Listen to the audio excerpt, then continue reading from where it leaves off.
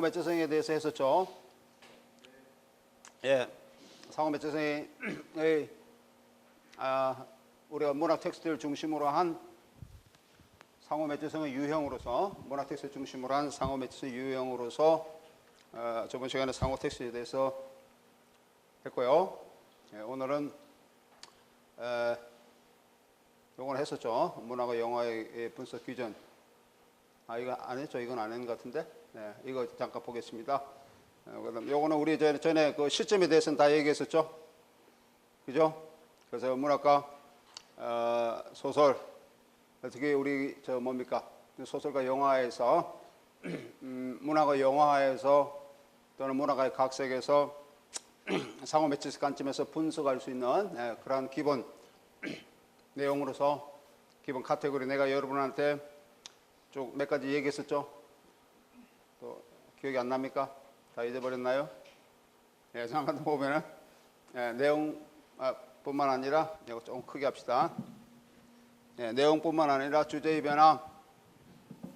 예, 저번 시간에 했던 걸 잠깐 요약을 하면은 잠깐 요약해 보면은 우리 상호 매체적 관점이죠. 상호 매체적 관점. 그러니까 상호 매체 현상으로서의 문학과 영화. 그래서 상호 매체 기준에 대해서 내가 저번 시간에 몇 가지 상호 매체 분석 기준에서 몇 가지 범죄에 대해서 얘기를 했습니다. 그래서 거기 보면은 내용뿐만 아니라 주제의 변화, 그죠? 우리가 문학과 영화 또는 문학의 각색 과정에서 내용뿐만 아니라 주제의 변화가 나타난다고 그렇게 얘기했죠. 시대적 상황이 다 다르고 또 시대 정신이 다 다르고 거기서 나타나고 있는 알레고리적인 그 의미 담지라 그럴까요? 이런 관점이 다 다르기 때문에 같은 문학을 여러 작가가 다른 시대에 각각 영화한다고 할 경우에도 역시 마찬가지로 다 달리 나타나고 있습니다. 이것은 우리가 수영미학에서 나타나고 있는 빈 여백, 빈 공간, 의미의 빈 여백, 빈 공간 뭐 그런 것과도 부분적이지만 연관성을 지니고 있다고 얘기를 할 수가 있습니다.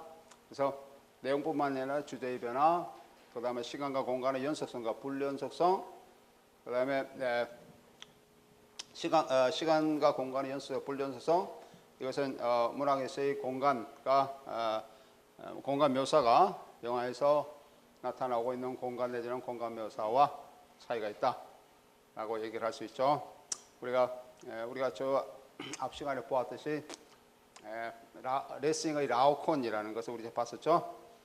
그래서 문학과 해화의 경계에 대해서라고 하는 부제가 붙어 있듯이 문학과 해화가 어떤 점에서 어떻게 묘사 방식에서 어떠한 차이점을 가지고 있느냐라고 하는 그런 관점에서 우리가 이전 시간에 한번 보았습니다. 그래서 차이가 있다는 겁니다. 그래서 문학의 시간 공간 묘사의 그런 방식이 영화라고 하는 매체에 들어오면은 그 자체가 그대로 고수되는 것이 아니라 매체가 형식으로 변하는 거죠. 형식으로 변해서 그게 나타나고 있는 그 묘사 방법이 달리 나타날 수밖에 없다라고 하는 그런 얘기예요. 그래서 시간 묘사에서 우위를 차지하고 있는 문학과 공간 묘사에서 우위를 차지하고 있는 영화 사이에 차이점이 나타나게 되는데 이러한 차이점을 분석해야 한다. 이게 첫 번째 카테고리, 이 두 번째 카테고리입니다. 세 번째가 인물 설정의 차이. 문학과 영화에서 각각 등장하고 있는 인물들의 차이와 중심, 핵 또는 위승핵 사이에서 차지하고 있는 기능이 어떻게 나타나고 있는지, 그죠? 동일 인물이 그대로 들어오고 있는지, 아니면 인물이 삭제되고 있는지, 아니면 인물이 더 첨가되고 있는지. 그래서 첨가되고 삭제되고, 아니면 동일한 인물이라 하더라도 우리가 소설 또는 문학에서 나타나고 있는 사건의 진행, 서사 과정, 서사 내용, 그런 것들을 항상 중심핵과 위승핵으로 나눌 수가 있는데, 이러한 문학에 나타나고 있는 중심핵, 위승핵이 영화에서 나타나고 있는 중심핵, 위승핵과의 어떤 차이점을 가지고 있느냐라고 하는 그러한 관점을 분석하는 것입니다. 이런 것도 차이점이 상당히 많이 나타나게 되어 있어요. 왜냐하면 문학에서 나타나는 그런 사건이 영화에 들어오면 영화에서 나타나고 있는 사건과의 관점이 달리 제시될 수가 있죠. 그런 관점에서 차이를 보이기도 합니다. 중심액은 우리가 서사 구조의 중심적 또는 부분 이은 부분으로서 서사 방향을 이어가는 분기점, 그렇게 얘기를 했죠. 중심액은 마치 영화의 커다란 시퀀스처럼, 중요한 시퀀스처럼 그런 서사를 사건이죠. 서사 사건을 진행하는데 없어서는 안 된, 우리 흔히 얘기해서 뭐 메인 플롯의 그런 관점을 지니고 있는 부분이라고도 얘기를 할 수가 있습니다. 그래서 중심액은 앞에 나오고 있는 중심액, 그런 결과, 중심액이 여러 개 계속 이어지게 되죠. 결과로서 나타난다라고 얘기를 할 수가 있어요. 그래서 내가 저번 시간인가 이런 도표를 여러분한테 제시했었죠. 도표를 제시하면서 이러한 서사 방향의 그런 관점이 어떻게 드러나고 있는지라고 하는 그런 과정에 대해서 설명을 했습니다. 중심에 이렇게 위성이 그렇게 나타나고 있다. 그래서 여러분들도 그 분석에 있어서 문학 작품의 중심이 어떻게 이렇게 나고 있는지, 그다음에 위성이 어떻게 나고 있는지. 위성은 어떤 격가지 서사라고 얘기하면 되겠죠. 그 주된 흐름이 이렇게 쭉 이어가는데 거기에 대해서 그 주류적인 그러한 역할을 하고 있는 부분을 위성이라 그렇게 합니다. 그다음에 네 번째로서 간접 확보나 직접 확보의 대화 형식의 차이, 이 부분도 해야 되겠죠. 이 부분도 관심을 가져야 돼요. 그다음에 중요한 것이 소설 시각의 차이라고 그랬습니다. 그래서 항상 작품에는 주인공이 있고, 뭐 주인공 없는 작품도 있습니다만은, 뭐 주인공 없는 작품일 경우라 할지라도 그 나타나는 등장인물 없는 그런 작품은 없죠. 등장인물이 어떠한 관점으로 현실 내지는 세계를 바라보고 있는지, 거기에 대한 그 시점의 문제입니다. 그래서 보통 그 1인칭이 있을 수도 있고 3인칭이 있을 수도 있고, 뭐 1인칭도 여러 가지가 있습니다. 뭐라 그럴까요? 허구의 1인칭이라 할 수도 있고, 아니면 작가의 1인칭 또는 체험적 1인칭이라 할 수도 있고, 여러 가지 관점으로 나눌 수 있고, 3인칭도 뭐 여러 가지 있을 수가 있겠죠. 그래서 여기에 나타나고 있는 크게 우리 한 세 가지 정도로 분류해 보면은 소설 시각의 차이, 이 관점에서 주석적 소설 상황, die Autoriale Erzählsituation이라고 하는 것이고, 두 번째 1인칭 소설 상황, die Ich Erzählsituation. 이건 1인칭 소설자, 이거는 주석적 소설자, Autoriale, 전지전능적 소설자라고 얘기할 수 있습니다. 그런 소설자를 얘기하고요. 세 번째는 인물 시각적 소설 상황, die Personale Erzählsituation. 특히 이 부분은 카프카 작품에서 많이 나타나는 그러한 소설 시각이라고 그렇게 얘기했었죠. 직접적인 환상, die Illusion der Unmittelbarkeit, 그런 얘기를 했습니다. 그래서 장면적 소설상으로 묘사되는 사건이 독자의 상상의 세계로 승화되고, 그래서 인물 시각적 소설 상황은 관객에게 또는 독자에게 직접성의 그런 환상을 불러일으킨다. 직접성의 환상이라는 것은 관객 또는 독자가 나타나는 사건이 마치 무대에서 보는 것처럼 그런 시각적인, 그런 직접적으로 보는 시각적인 환상을 불러일으킨다 라고 하는 그런 관점을 얘기했습니다. 그런데 영화도 이건 문학적 관점이고, 영화도 유사하게 분류를 할 수 있습니다. 그래서 주석적 소설, 그래서 내가 한 예로서 지가 베르토프의 카메라를 든 사나이, 그런 거 한번 잠깐 내가 소개를 했었죠. 주석적 소설, 그 다음에 주관적 소설, 주관적 카메라 소설, 뭐 주관적 카메라 소설은 굉장히 많은 유형이 있습니다. 그래서 그 많은 유형에 대해서 뭐 이런 것도 있다 그랬죠. 스위스펜이라든지 뭐 블러링이라든지 아웃 오브 포커스라든지 뭐 기타 등등 이런 것에 대해서 얘기를 많이 할 수 있고요. 그 다음에 무르나의 표현주의 영화에서도 나타나고 있는 그런 관객의 시점으로 바라보게 하는 그런 마지막 남자라든지, 뭐 그다음에 시점의 흔들림, 그다음에 움직임의 불규칙성 등등 이런 관점에 대해서 얘기를 많이 했습니다. 그래서 마리아 브라운의 결혼이라든지, 예, 우리나라 영화에서는 변혁의 인터뷰 같은 영화, 이런 영화도 거기에 해당됩니다. 양철북이라든지, 그 다음에 다양하게 내러티브로 이제 다양하게 변화시키는 서술 방식에 다양하게 변화시키는 내러티브의 그 주관적 서술 방법, 이런 거. 그래서 아키라 구로자와의 라쇼몬 같은 그런 관점도 여기에 속한다, 그렇게 했죠. 펄픽션 이런 것도 거기에 속하죠. 펄픽션 같은 영화는 우리가 흔히 그 포스트 모더니즘의 대중문화적 관점 가미시키면서 이것도 어떻게 보면 펄픽션도 주인공 없는 영화의 한 유형이라고 할 수 있습니다.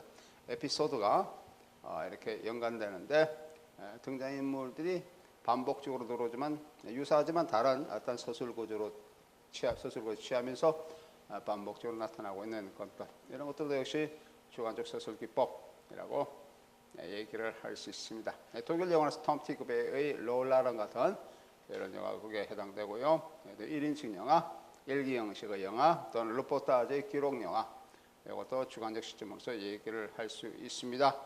예, 그다음 캠코더를 이용해서 나타나고 있는 이러한 영화들, 그다음에 다니엘 메이릭의 블레어 워치라든지, 그다음에 매튜 리브리스의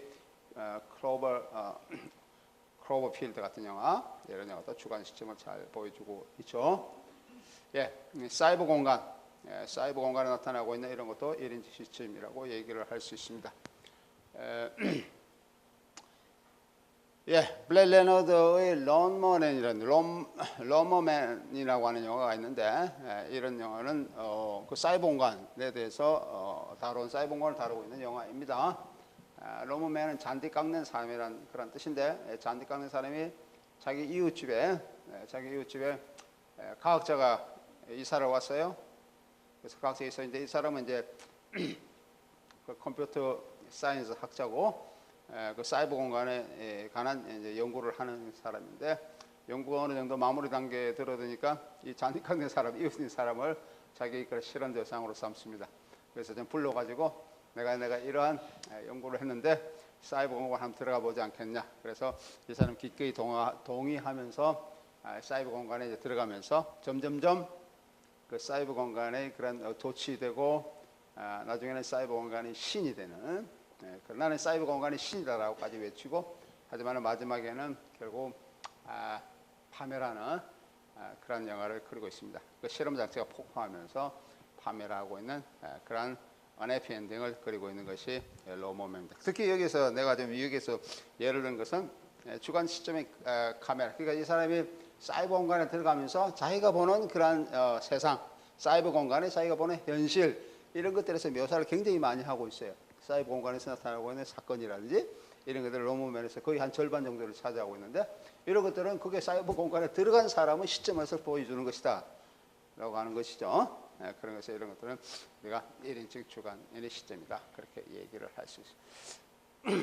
게임아트 이런 데서도 상당히 1인칭 시점이 상당히 많이 나타납니다.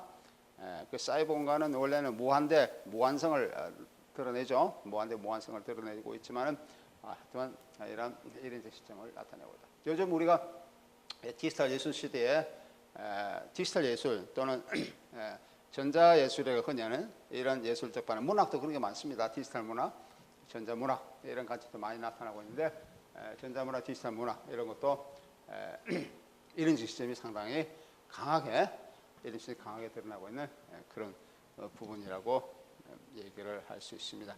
그 다음에 동일하적 근접성의 시점이라는 것은 아구에 나왔던 두 가지 예죠.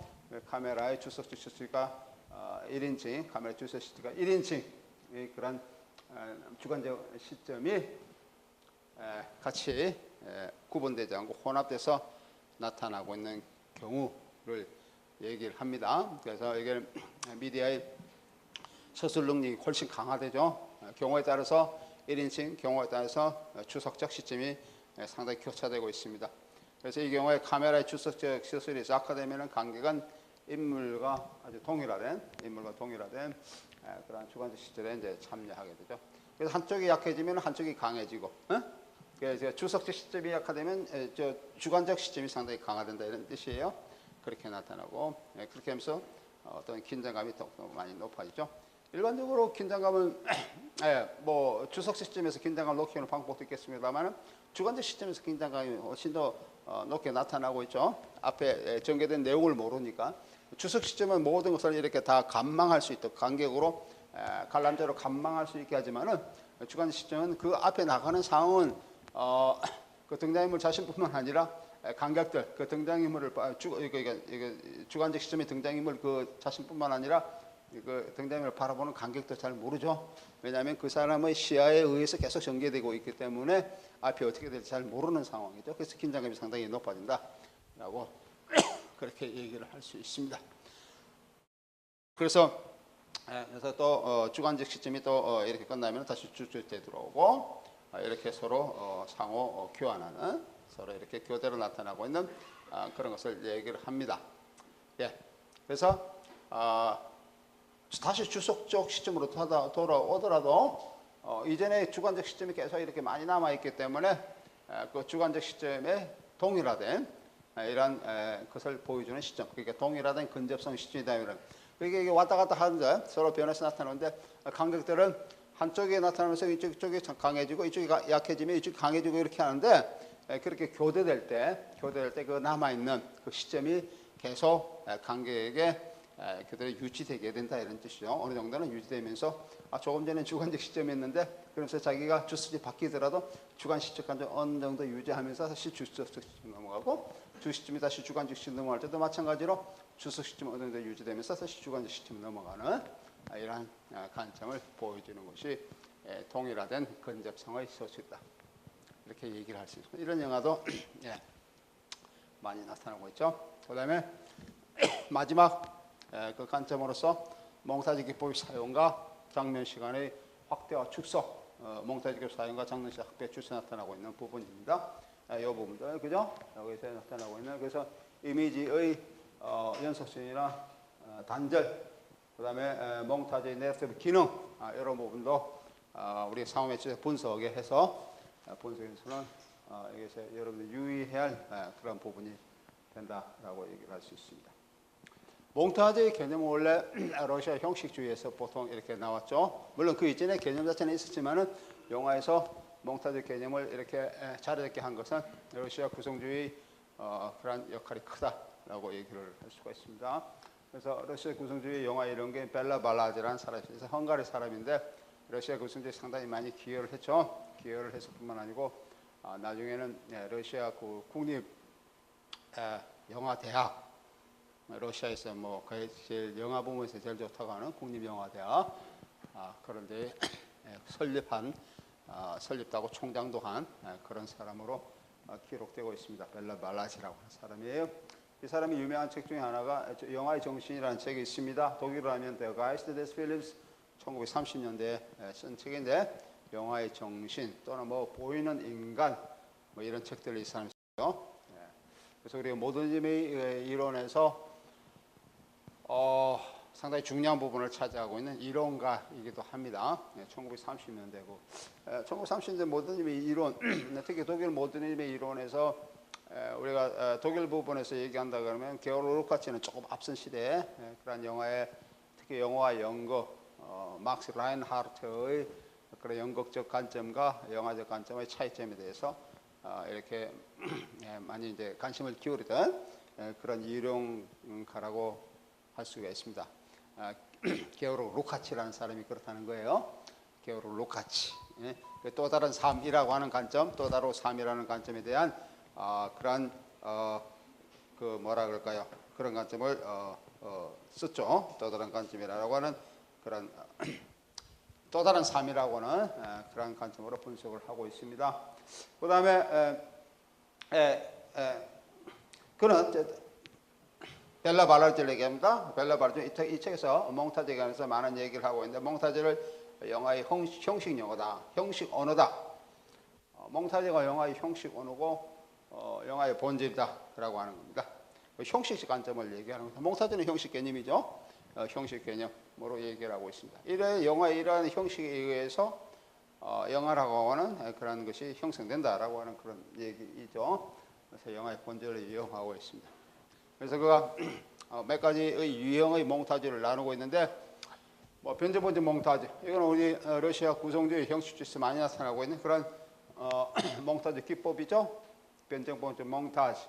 예를 들면 에이젠슈타인의 전함 포텐킨 같은 데서 나타나고 있습니다. 특히 좀 얼마 전에 우리 뭐 크림반도 이렇게 이제 많이 이제 뭡니까 뉴스 이슈가 많이 되고 있는데, 그게 크림반도 쪽에 이제 오데사라고 하는 데가 있어요. 오데사라고 하는 그게 이제 주 무대가 되고 있습니다. 오데사 항구에 들어오는 그런 뭐 반란이죠. 어떤 한대의 그런 반란, 수병들의 자기 상관에 대한 반란의 이유가 먹을 것 때문에 자기가 먹는 수병들이 먹는 그런 것에 구두기가 나타나고 음식이 불결하고 정결치 못한 그런데 하나의 그런 그 먹을 것에 대한 이런 반발로서 이제 그 반란이, 물론 그 이전엔 1905년에 역사적 사건을 배경으로 한 영화이기도 하지만은 영화의 내용은 그렇게 나타나고 있습니다. 그때 오데사의 항구에 들어서 거기에 나오는 그 서로 대치하는 시민들과 군인들과 대치하는 모습을 그리고 있는 그런 부분들, 이런 부분들에서 특히 사자상이 막 가만히 있는 사자상이 붕괴하는 이런 모습으로 나타나는 여러 가지 모습, 이런 것들은 이제 변정법적 몽타주입니다. 그게 변정법이라서 오늘 정반합으로 이루어지고 있잖아요. 정반합. 그래서 우리에서 현실을 우리 흔히 정의라고 그러고, 거기에 대한 어떤 반대적인 태제죠. 그게 반대적인 어떤 안티테제가 들어옵니다. 안티테제는 보통 뭐 다른 우리가 예술적 관점에서 다른 예술을 얘기하고 있죠. 문학적 안티테제도 있을 수도 있고, 뭐 영화도 이 같으면 안티테제로 작용합니다. 뭐 다른 예술도 뭐 다 어떻게 예술 역시는 다 안티테제로 적용할 수가 있어요. 안티테제도 들어오고, 나중에는 그 안티테제로 들어와서 간격으로 하여금 그 현실은 부정성이죠. 항상 현실이 이제 뭡니까? 현실을 바뀌어야 된다라고 하는 그런 관점을 얘기하는 것이 이제 정반합의 그런 시작점인데, 그래서 이제 안티테제의 작용으로 다른 어떤 방향, 올바른 방향, 이른바 진태제라고 그렇게 얘기할 수 있습니다. 그래서 태제, 안티테제, 진태제, 이렇게 방향으로 나타나는 운동성을 보여주고 있는 것이 변정법적 몽타주가 되겠습니다. 연상적 몽타주가 있을 수 있고, 그다음 메타포로 작용하는 비유적 몽타주가 있을 수도 있고, 지적인 암시를 보여주고 있는 사유적 몽타주가 보일 수도 있고요. 그다음에 아방가르드 실험량에서 보이는 몽타주 리듬, 몽타주 리듬의 관점. 오늘 우리가 누굽니까? 몽타주 이름은 발터 루트만이라고 하는 사람이 있는데요. 독일 표현주의에서 발터 루트만의 그런 베를린 대도시 교향곡이라는 그런 영화가 있습니다. 1927년도인가 하는 그런 영화예요. 베를린 대도시 교향곡. 그 부제가 교향곡이라고 하는 그런 내용을 보여주고 있죠. 이런 것들은 이제 몽타주 리듬을 보여준다고 얘기를 할 수 있습니다. 특히 독일의 그 표현주의에서, 우리가 표현주의에 대해서 내가 몇 가지 언급을 좀 했는데, 독일의 표현주의에서 1920년대 중반 이후로 소위 말해서 이른바 신증물주의, 노예 자클리카이트라고 하는 신증물주의, 영어로 하면 뭐 뉴 오브젝티비티라고 번역할 수가 있습니다. 그 신증물주의 영향에 의해서 실험적 영화 또는 기록 영화 이런 것들이 나타나기 시작을 하죠. 내가 조금 전에 얘기했던 발트 루트만의 베를린 대도시 교향곡은 그런 것을 보여주고 있는 하나의 영화입니다. 그 다음에 우리가 저번 시간에 내가 잠깐 언급했던 베르토크의 카메라를 든 사나이, 이번에 봤었죠? 카메라를 든 사나이에 볼 수 있는 몽타주 에세이, 흔히 에세이 몽타주라고 그렇게 얘기할 수 있습니다. 그 다음에 이미지 장식의 기능, 이미지 장식으로 기능하는 장식적 몽타주, 그 다음에 방향 몽타주, 움직임 몽타주, 대입법 등등 이런 이론으로 벨라발라제는 몽타주의 유형에 관해서 이렇게 소개를 하고 있습니다.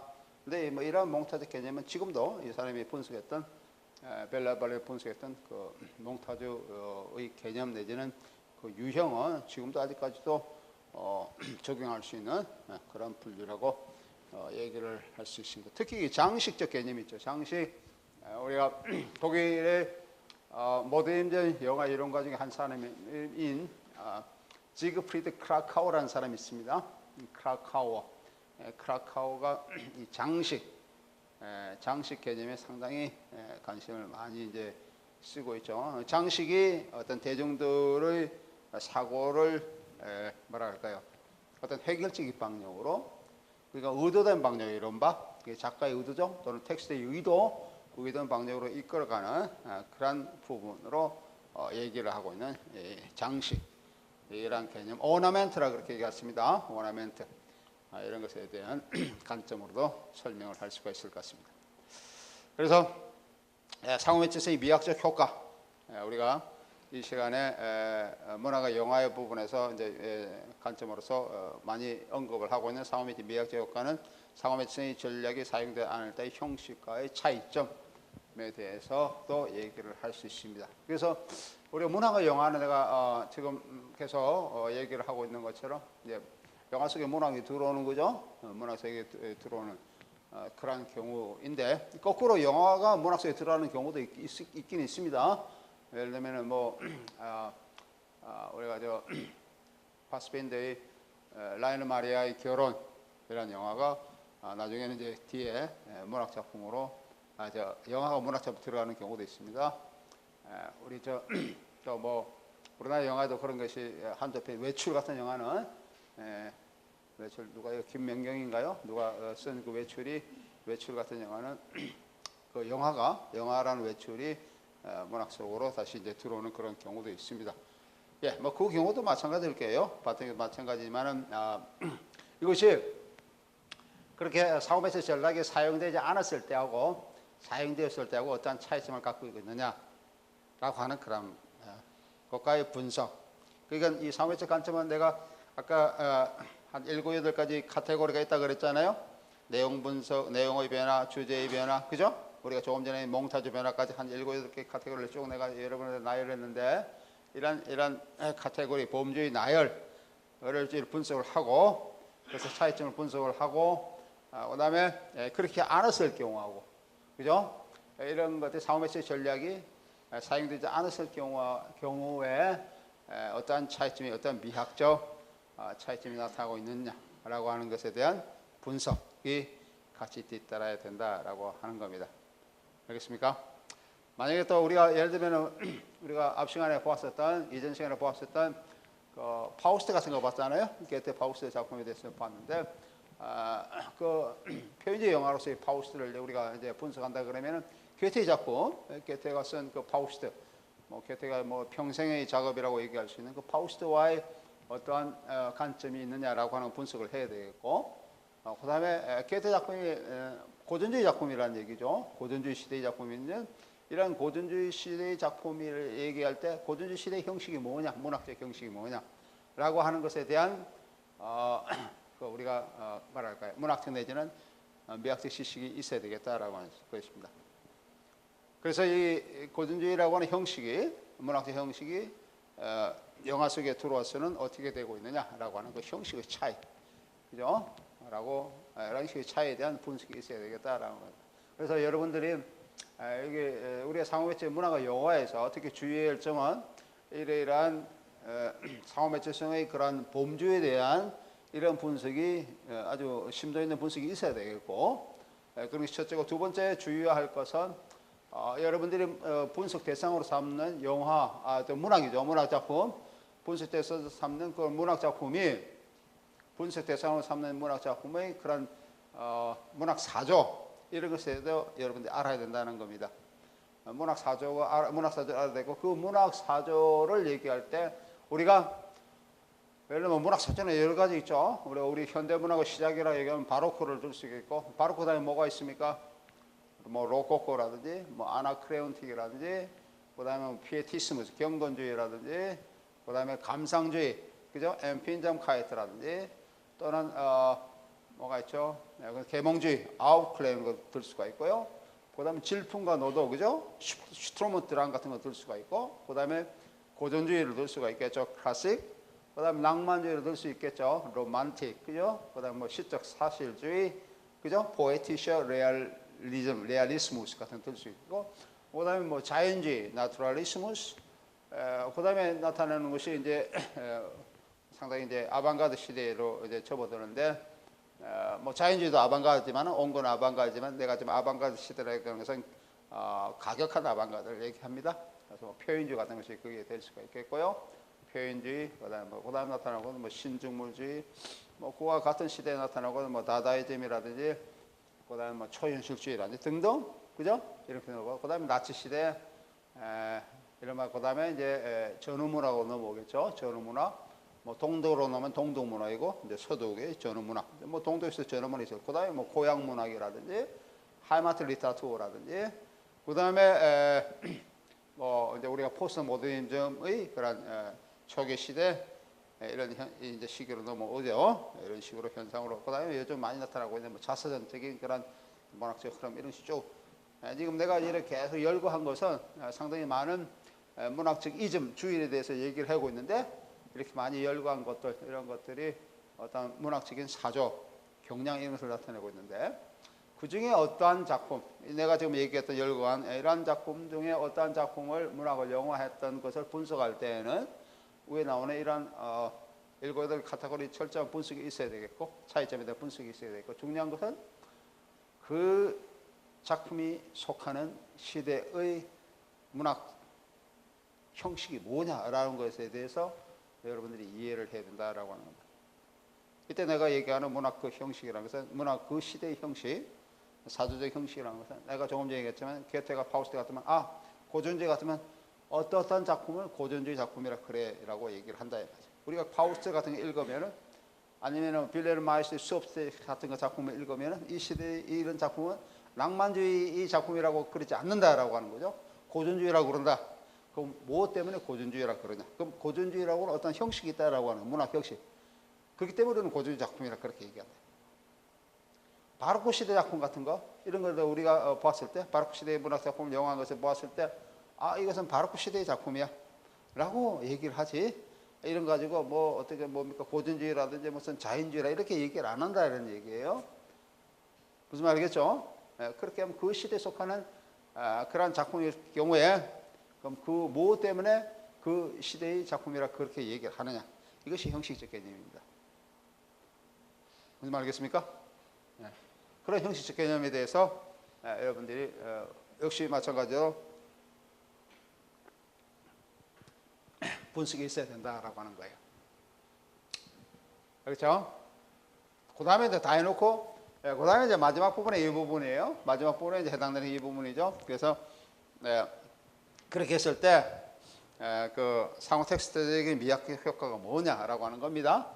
상호 스터디 전략이 사용됐을 때와 사용됐을 때의 그런 차이점, 형식의 차이점이 어떻게 나타나오냐라고 하는 이런 것이 이루어졌을 때 우리가 상호 매체적 관점의 분석이 잘 이루어진 것이라고 얘기를 할 수가 있습니다.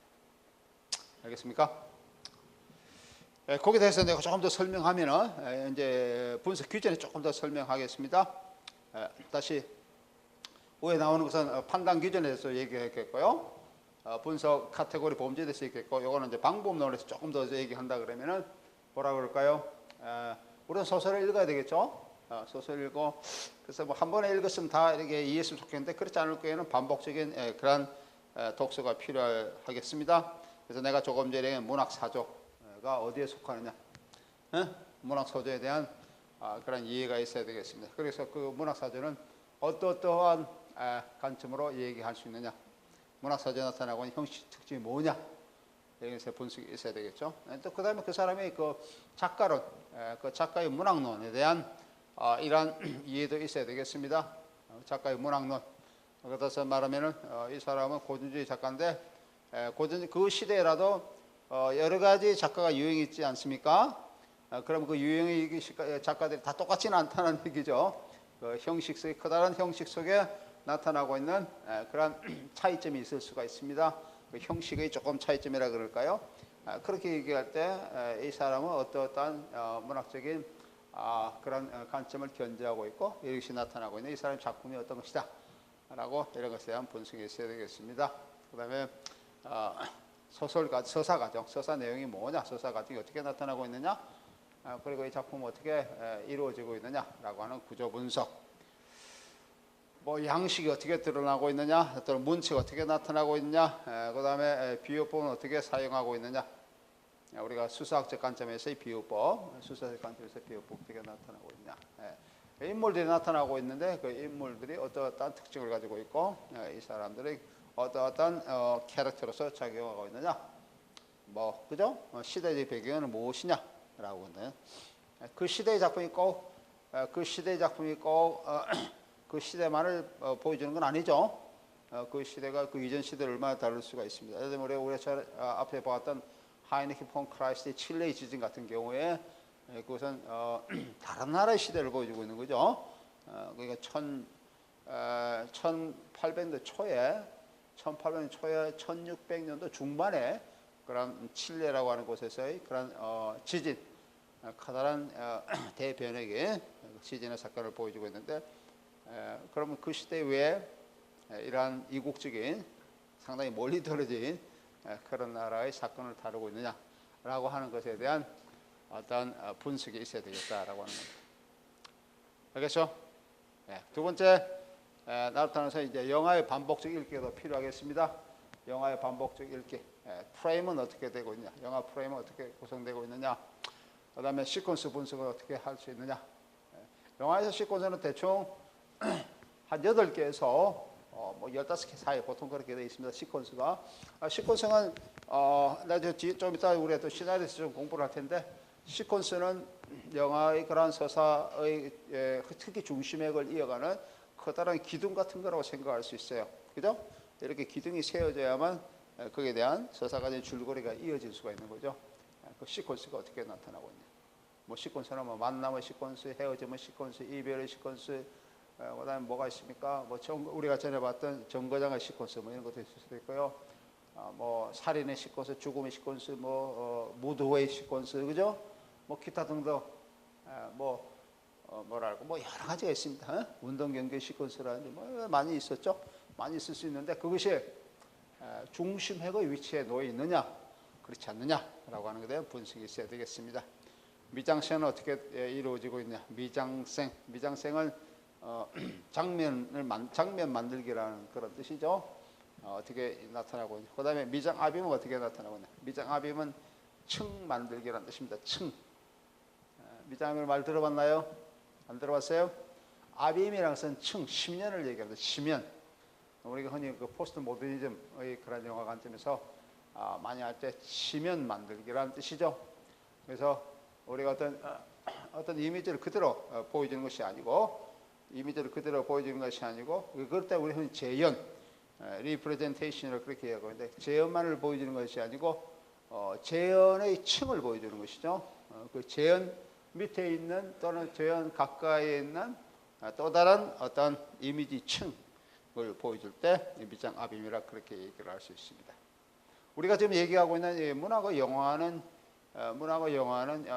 넓은 의미에서 그 미장압임의 기법이다라고 얘기를 할 수가 있어요. 영화라고 하는 그런 매체에 문학이라는 매체가 들어와서 층이 이중화되고 있다라고 하는 것이죠. 그렇게도 얘기를 할 수가 있습니다. 그다음 미장 이마주라는 것은 이미지 만들기. 네? 미장 이마주라고 하는 그런 영화 사조가 있죠. 프랑스에서 1980년대에 나타나고 있는 1980년대 초에 나타나고 있는 그런 영화의 유형들, 이런 것들은 미장 이마주라고 얘기를 할 수 있습니다. 하지만 일반적으로 어떠한 특정한 이미지를 만드는 기법, 이런 것들 미장 이마주라고 얘기를 할 수가 있어요. 그다음 미장 히스토아르라는 것은 역사의 만들기, 흔히 해서 역사적 이미지를 만드는 그런 과정, 알레고리를 기법으로 사용해서 나타나는 미장, 그래서 미장 히스토아르. 네? 아까 조금 전에 내가 얘기했던 그 지그프리드 크라카우 같은 이런 사람들이 상당히 많은 관심을 기울였던 부분이 역사 이미지죠. 네. 그다음 미장 카드라 같은 기법. 미장 카드라. 미장 카드라는 것은 어떤 장면 속에 어떤 특정한 효과를 불러일으키는 그런 장면 속에 또 다른 기법을 보여주고 있는 그런 것들을 미장 카드 이렇게 얘기할 수 있습니다. 뭐 예를 들면 동동 영화 중에 신하라고 하는 그런 영화, 신하, 독일음 대 운터탄이라는 영화가 있는데 그 운터탄 영화 속에 이 미장 카드 기법이 잘 사용되고 있습니다. 그 하이니히만, 토마스 만의 그런 형제인 하이니히만이 쓴 대 운터탄이라는 소설을 그대로 영화한 거죠. 신하. 그런 작품에도 이 미장 카드 기법이 잘 사용되고 있습니다. 그 다음에 시퀀스는 어떻게 아까 사용되고 있냐라고 하는 거죠. 카메라의 시점, 뭐 로우 앵글이냐, 하이 앵글이냐 이런 거죠. 그 다음에 컷이 어떻게 나타나고 있냐. 뭐 컷은 종류가 굉장히 많이 있습니다. 컷, 이런 기법 어떻게 나타나는 편집 기법들 이런 것이 어떻게 나타나고 있냐. 뭐 페이드 인이냐, 페이드 아웃이냐 이런 거죠. 뭐 디졸브냐, 뭐 아이리시냐, 뭐 이런 기타 등등 이런 편집 기법 어떻게 나타나고 있냐. 몽타주는 어떻게 나타나고 있냐. 뭐 조명 어떻게 영화 음악은 어떻게 나타나냐. 예를 들면 주제 음악이 어떻게 사용되고 있고 배경 음악이 어떻게 사용되고 있고 표제 음악이 어떻게 사용되고 있고 등등. 그다음에 이런 소리의 기법, 소리가 어떻게 나타나, 소리의 그런 시각화 기법 어떻게 드러나고 있느냐. 뭐 프리츠랑 영화 중에 M이라는 영화가 있죠. M에서는 그 소리 기호가 상당히 강하게 들어가. 특히 휘파람 소리, 휘파람 노래 이런 소리 기호가 상당히 강하게 들어가 있는 영화라고 얘기를 할 수 있습니다. 뭐 이런 것들에 대한 전반적인 이해가 있어야 된다라고 하는 겁니다. 네. 그래서 그렇게 해서 하고 난 다음에 한편으로는 영화를 읽고 한편으로는 이제 여러분들이 문학 작품을 읽고 그래서 이제 상호매체적 분석 그걸 이제 해야 되겠죠. 물론 영화나 소설을 한두 화가 될 수도 있겠지만 필요에 따라서는 조금 더 읽고 보는 모두 영화도 읽는 거지만은 이런 과정이 필요하게 됩니다. 그래서 영화의 각색 유형 분석 같은 것도 필요하겠죠. 그래서 예를 들면 이게 뭐 문학 작품에 아주 충실하게 문학 작품을 충실하게 이렇게 재현한 것이냐, 아니면은 뭐 소재나 모티브나 줄거리 일부를 따와서 이것을 만들어낸 것이냐. 예를 들면은 뭐 파우스트 같은 영화, 파우스트 같은 영화에서 결국 이제 영혼을 파는 거잖아요, 그죠? 악마한테 영혼을 파는 거. 악마의 영화를 파는 이런 모티브들은 그 위에 상당히 많이 나타나고 있습니다. 파우스트의 영화 이런 것들이 막 굉장히 많이 나타나는데 그런 것이 어떻게 드러나고 있느냐라고 하는 겁니다. 그 다음에 뭐 아르투르 슈니츠러 같은 것들은 꿈의 노벨라 근데 꿈의 모티브 이런 거 있죠. 꿈의 모티브도 상당히 많이 나타나고 있습니다. 이런 것들이 어떻게 각색되고 있느냐, 어답션 되고 있느냐라고 그렇게 얘기하는 것이죠. 뭐 줄거리 일부를 가져올 수도 있겠고요. 이렇게 이제 드러나는 그런 경우. 아니면 원작을 아예 차제에 현대적으로 해석했느냐라고 하는 부분입니다. 현대적으로 해석해서 드러나고 있는 그런 관점이냐 하는 이런 것들. 크게 봐서 한 세 가지 유형이 있을 수가 있겠죠. 어떻게 나타나고. 특히 제일 앞에 나타나는 것은 본역에 가까이 꽤 충실하게 재현한 그런 영화일 경우에 이런 것들 우리 표현주의 그런 시대 아니면 독일 영화의 초창기 시대의 문화가 영화의 관점에서 내가 아마 앞 시간에 그런 얘기를 좀 한 것 같아요. 문화가 영화의 관점에서 그 문화가 영화에 대해서 비판하는 목소리가 상당히 높았다고 그렇게 얘기했잖아요, 그죠? 빌라림 시대에 상당히 통속하다라고 하는 그런 통속화의 관점에 대한 어떤 또 다른 하나의 그 반발로서도 여겨질 수가 있습니다. 충실하게 어떻게 한 것이냐라고 하는 그런 부분. 그다음에 그 서사구조의 차이는 물론 해야 되겠죠. 문학과 영화에서 서사구조가 어떻게 차이 나타나고 있느냐. 아까 얘기한 중심학과 위생학의 차이는 어떻게 분석할 수 있는 것이냐.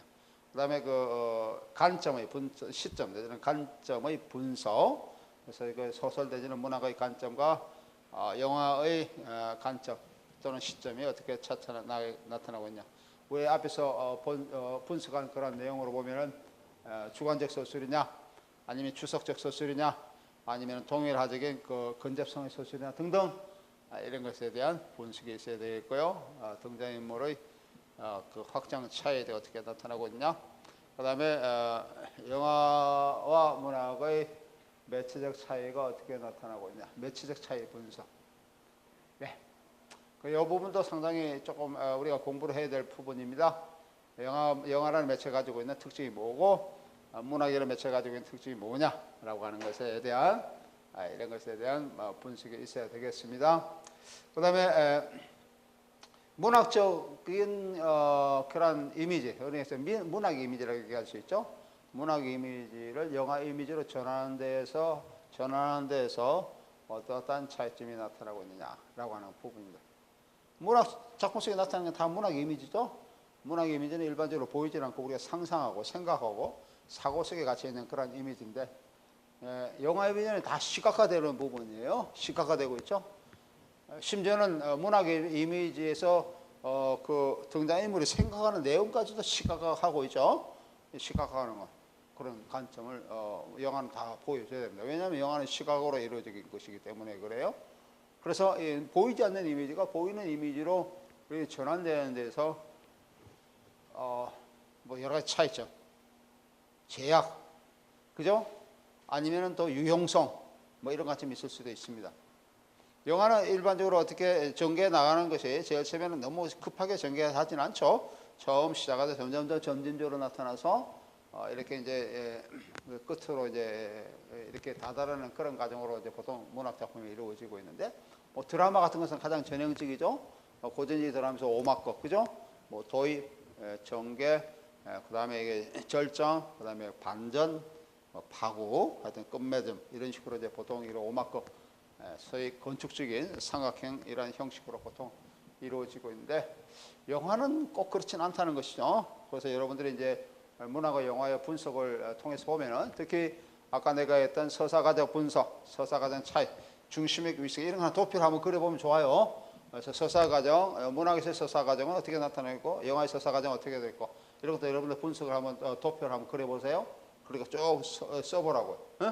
문학 작품에서 나타나고 있는 중심에게 뭐뭐고, 위생에게 뭐뭐다, 이렇게 쭉 이제 표시를 한번 해보고, 문학 작품, 영화에서 나타나는 중심의 위생이 어떻게 나타나는 표시를 한번 해보라고. 그 표시를 쭉 해보면은 거기에 대해서 차이점이 있다는 것이죠. 차이점이 있는 것입니다. 그 차이점이 어떻게 나타나느냐면, 영화는 특히 내가 조금 전에 얘기한 시각적 관점이 굉장히 중요하기 때문에 문학 작품 속에 나타나고 있는 그런 내용, 서사 내용 중에서 시각적 부분이 중요한 것들을 보통 많이 앞으로 가져옵니다. 영화에서는 보통 그래요. 그래서 관객으로 하여금 이러한 어떤 긴장감을 유발시키고, 그래서 어떤 구성점을 만들어내는 모멘텀을 찾기를 굉장히 노력을 많이 하고 있어요. 구성점. 예? 내가 구성점에 대해서 조금 얘기했었죠. 구성점이라는 건 뭘 얘기합니까? 어떠한 사건을 다른 사건의 방향으로 되돌리는, 되돌리거나 또 다른 사건으로 나아가게 하고 하는 어떤 모멘텀을 이루는 것이 이제 구성점인데, 그런 구성점을 만들기 위해서 문학 작품 속에 나타나고 있는 그 시각적 효과를 보통 많이 앞에 가져오거나 또는 상당히 많이 강조를 합니다. 시각적으로 긴장감을 많이 유발시킬 수 있는 그런 부분을 상당히 많이 이렇게 강조를 한다는 것이죠. 그것을 강조하기 위해서는 서사 내용의 순서가 바뀔 수가 있죠. 그런 경우가 보통 많이 나타납니다. 바뀌고, 특히 그 부분을 강조하다 보면은 문학 작품 속의 그 부분과 묘사 방법에 여러 가지 차이점이 있을 수가 있다라고 하는 거죠. 배경의 차이점이 있을 수도 있고, 장면 차이점이 있을 수도 있고, 시간적 길이 차이점이 있을 수도 있고, 기타 등등 이러한 차이점이 많이 나타나게 되는데, 그런 것은 어떠한 차이점을 이루고 있느냐, 이런 것에 대한 분석이 있어야 되겠습니다. 그 다음에 그 주제를 영화가 어떻게 묘사하고 있느냐라고 하는 부분입니다. 문학 작품 속에 주제가 있을 거 아닙니까, 그죠? 있겠죠? 문학 작품의 주제. 그 문학적인 주제 의식 또는 그 주제 이런 것 또는 시대적 의미 이런 것들이 영화 속에서는 어떻게 나타나고 있느냐라고 하는 부분이에요. 영화에서 어떻게 차이점을 나타내고 있냐. 그 다음에 아까 사조적 분석 이런 것들 상당히 중요하다고 그랬겠죠. 사조적 분석을 예를 들어서 게테 파우스트를 현대적 우리가 살고 있는 이 포스트 모던 시대 또는 디지털 시대에 누군가 또다시 파우스트라는 영화를 만든다. 그럴 경우에 그 고전주의 시대의 게테가 생각했던 그러한 작품의 의도, 작가의 의도 이런 것들이 우리가 현대의 그 포스트 모던 관점에 들어와서 어떠한 차이점을 드러내고 있느냐라고 합니다. 우리 시대는 고전주의 시대가 아니죠. 우리 시대는 다른 시대입니다. 그죠? 고전 시대와 상당히 다른 관점, 특히 우리가 주체, 개체의 관점에서 또는 주관성과 객관성의 관점에서 상당히 다른 시대에 살고 있는데 이런 것들이 이제 어떤 차이점을 가지고 있느냐. 우리가 고전 시대의 작품을 이렇게 수용하는 과정에서 그 수용하는 관점에서 어떤 차이점, 변이점, 상이점이 나타날 수 있느냐. 이런 것을 유발시키고 있는 시대 정신 또는 시대의 의미 이런 것이 어떻게 나타나고 있냐 뭐 이런 것들에 대한 분석도 필요하다고 얘기를 할 수가 있죠. 네. 내가 여러분 나누기 전에 제일 처음에 첫 시간인가요? 나누어지는 그 문학 작품의 영화 그 목록에 보면은 여러 가지 작품들이 상당히 많이 있잖아요, 그죠? 제가 쭉 이렇게 영화를 관점을 나타내고 있는데 그 작품들을 보면 시대의 그 시대적 거리감이 상당히 넓은 작품들이 많이 있습니다. 뭐 우리 고전주 시대를 하면은 뭐 젊은 베르테의 슬픔도 그렇고요. 젊은 베르테의 슬픔, 젊은 베르테의 슬픔은 그 동독 영화에서 나타나고 있죠. 동독 영화의 1970년대 초에 동독 영화의 1970년대 초에 이런 젊은 베르테의 슬픔이 이제 영화되고 있는데 에곤 귄터라는 동독 작가가 동독 영화 감독이 이제 이걸 영화화했습니다. 영화했을 때 우리 시대적 거리감은 상당히 많죠. 뭐 시대적 거리감은 한 얼마나 됩니까? 200년? 200년 가까이 되나요? 예, 200년 뭐 좀 더 된다고 볼 수 있죠. 한 250년 가까이 되는 것 같은데 250년간의 시대적 거리감이 있다라는 겁니다. 그럼 시대적 거리감 있는 그런 것을 우리가 문학 작품을 영화했을 때 그것도 특히 동독의 사회주의 국가에서 그것을 영화했다는 것이죠. 그렇게 할 때는 왜 그것을 영화했느냐라고 하는 그런 시대적 배경을 알아야 되겠다는 겁니다. 그죠? 그리고 이 고전주의 관점이 문학적으로 어떤 것을 보여주고 있냐, 유토피아적 관점을 보여주고 있느냐. 예를 들어서 유토피아 관점 많이 보여주고 있죠. 그것도 유토피아도 여러 가지 유형의 유토피아가 있을 수가 있습니다. 고전주의 유토피아, 낭만주의 유토피아 또는 그 표현주의적 유토피아, 표현주의 또는 초현실주의 유토피아 그런 것이 있는데 그런 게 있을 때 특히 고전주의 유토피아를 왜 필요로 하고 있느냐. 사회주의 국가에서 사회주의 국가는 사회주의 유토피아를 이렇게 이제 형상화해야 되는데 그런 관점이 이제 새로운 어떤 현실, 새로운 현실을 요구하는 그런 관점에서 어떤 차이점이 있을 수 있느냐. 예, 이런 것들이 분석이 돼야 된다라고 하는 겁니다. 알겠죠? 뭐 예를 들어서 우리가 이 앞에 보았던 하이니치 폰 클라이스트의 칠레의 지진, 그다음에 뭐 오호작 부인 뭐 이런 작품들이 있습니다. 칠레의 지진은 내가 언급했듯이 그 뭡니까 1970년대 중반에 소위 그 독일의 그 시대 페미니즘, 그 여성 영화, 여성 운동 이런 것들이 상당히 강조됐을 때 나타나고 있는 하나의 영화이죠. 그래서 그렇게 했을 때 그 하이니치 폰 클래식 문학 작품이 왜 1970년대 우리가 페미니즘이 운동이 항상 이렇게 정점에 있을 때 만들어졌는데 왜 그렇게 만들어졌느냐, 그 시대 의미 이렇게 어떻게 나타나고 있고 수용적 관점이 어떻게 나타나고 있고 등등 뭐 이런 것들에 대한 분석이 있어야 되겠다라고 하는 겁니다. 알겠죠? 그러니까 이 사고미적 관점은 상당히 그런 점에서 보면은 어떻게 보면 상당히 고급 분석 방법입니다. 고급 분석 방법이라는 것은 거꾸로 얘기하면은 여러분들이 해야 할 그런 일이 많다는 것이죠. 여러분들 해야 할 그런 일과 공부해야 될 내용이 많다라고 그렇게 얘기를 할 수가 있습니다. 그다음에 이제 그 몽타주 기법, 아까 그 벨라 발라제의 의미에서의 몽타주 기법 이런 것도 분석을 할 필요가 있겠고요. 여러 가지 유형의 그런 얘기를 했었죠. 그다음에 음악 또는 음향 이런 부분들, 특히 의상의 부분, 의상은 특히 바로크 시대의 의상에 대한 분석하는 것도 상당히 중요합니다. 바로크 시대에 나타나고 있는 주름이라는 건 주름 있죠? 주름 이런 것들 바로크 시대의 주름 이런 것들이 이제 포스트 모더니즘에서 얘기하고 있는 그런 주름적 의미가 더 영향을 많이 지니고 있어요. 예를 들면 질 들레즈 같은 그런 그 포스트 모더니즘 이론가, 질 들레즈 같은 포스트 모더니즘 이론가들은 주름이라는 책을 하나 썼죠. The Fold라는 책이 있습니다. 주름. 독일어 하면 Die Falte라고 하는 그런 책이 있는데 주름 이런 것들은 이제 바로크 시대의 주름으로만 뭐 미로와도 연관될 수 있고, 시간의 주름. 우리가 포스트 모더니즘에서의 그런 시간적 개념이 현재, 과거, 미래가 하나로 중첩되고 있는 그런 어떠한 이미지를 보여주는 그런 것을 우리가 포스트 모더니즘 이론, 포스트 모더니즘 시간 이미지, 질 들레즈의 관점에서 시간 이미지로 그렇게 보통 얘기를 할 수 있는데, 그런 것들 우리 크리스탈 이미지라 보통 그렇게 얘기하죠. 질 들레즈는 크리스탈 이미지라고 얘기를 하고 있습니다. 그 시간 이미지라고 하는 그런 책에서 그렇게 얘기를 하고 있습니다. 현재, 과거, 미래가 하나로 현재로 중첩되고 있는 것.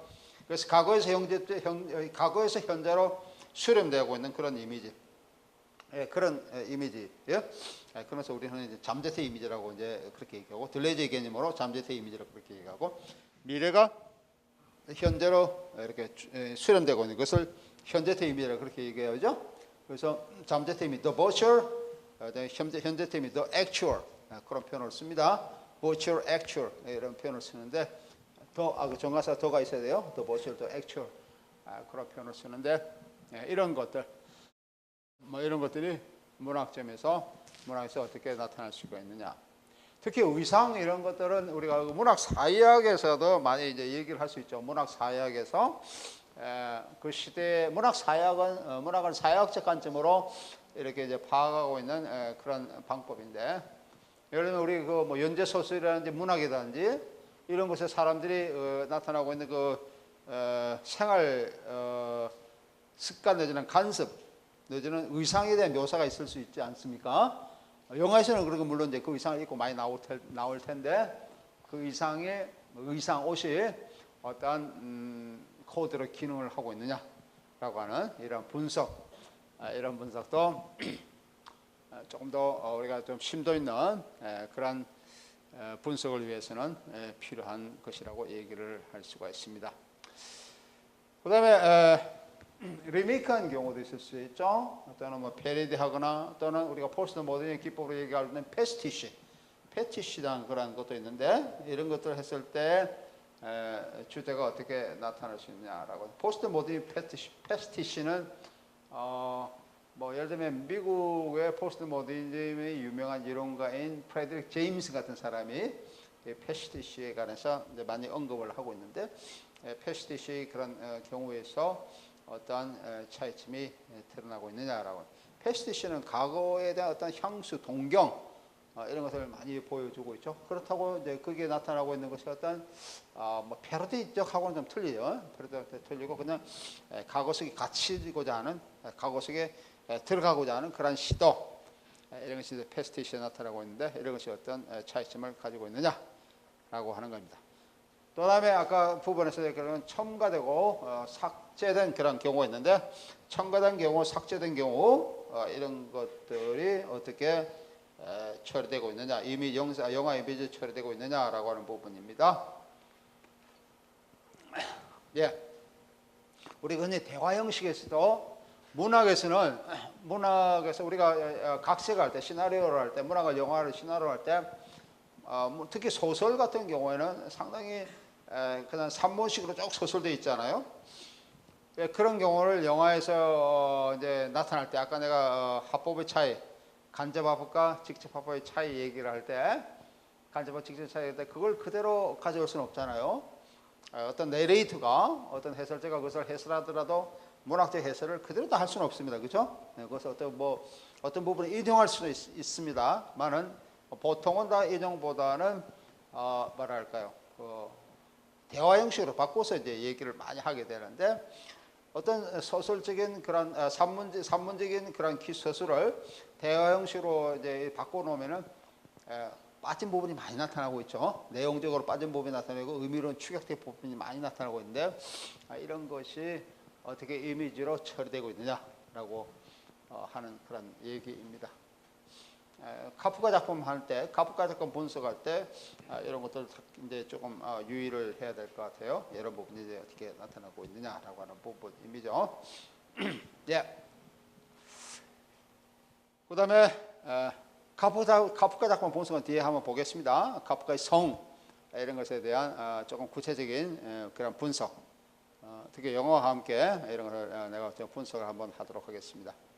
그다음에 어떤 이데올로기 관점이 거기에 들어가 있느냐라고 하는 분석도 우리가 빠질 수는 없어요. 특히 정치적 이데올로기가 그것에 가미되어 있느냐라고 하는 것이죠. 우리가 문학에서 정치적 이미지가 가미됐을 때 우리 그것을 우리 흔히 해서 정치문학 그렇게 얘기합니다. 또는 뭐 그게 또 심하게 드러날 때는 경향문학 이렇게 얘기를 하기도 해요. 그래서 그 문학의 정치화 또는 예술의 정치화 이런 관점들, 이런 것들이 이제 특히 우리가 그 미학 이론에서 보면은 발터 벤야민이 상당히 경계했던 부분인데, 특히 발터 벤야민이 비판의 날을 세웠던 것이 그 미래주의죠.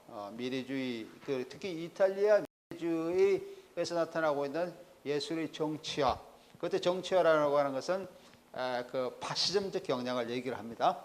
파시즘 경향에 대해서 발터 벤야민이 상당히 그 비판적인 날을 세워서 비판을 하고 있습니다. 예를 들면 발터 벤야민의 유명한 논문 중에 하나인 기술적 재생산 시대에서 예술 작품 이를 보면은 제일 마지막 부분에 그 발터 벤야민이 공격했던 그 누굽니까 필립 마리네티를 그 이탈리아 미래주의 대표적인 그런 이론가인 필립 마리네티를 공격했던 그런 글이 이제 거기에 실려 있습니다. 이런 부분들이 어떻게 차이점을 나타내고 있냐. 예. 이데올로기가 들어가 있느냐, 않느냐. 이데올로기 있는 작품을 탈이데올로기 했느냐. 아니면 이데올로기가 없는 작품을 또한 이데올로기 다시 이데올로기를 주입시키고 있느냐라고 하는 그런 관점, 이런 관점이 분석이 있어야 되겠다라고 하는 부분입니다. 알겠죠? 예. 오늘은 여기까지 하고 다음 시간에 시나리오 부분으로 다시 들어가겠습니다. 그만.